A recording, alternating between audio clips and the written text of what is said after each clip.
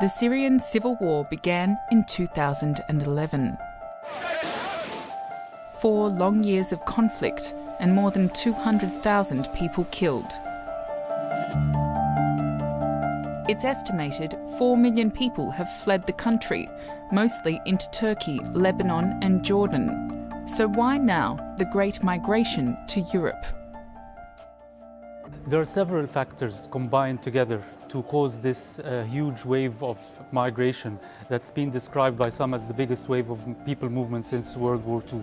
The push factors are that the refugee camps in the neighboring countries are becoming oversaturated. There is no jobs, there is no prospects of having a normal life in these areas, and people see it as a temporary situation. They cannot go back to their countries, and they're seeing people making this trip successfully.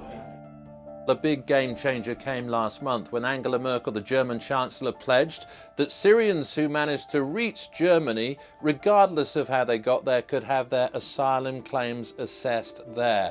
That upended EU immigration rules, which state very clearly that refugees have to have their claims assessed in the country, in the European country they first step foot in.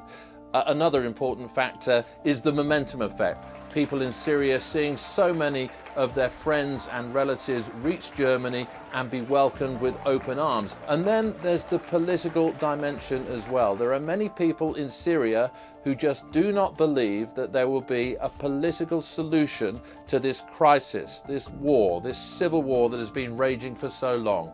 And they believe they're living in a country that's in a perpetual state of war. The numbers are impressive. For some, they are frightening. But now is not a time to take fright. It is a time for bold, determined, concerted action by the European Union, by its member states and by its institutions.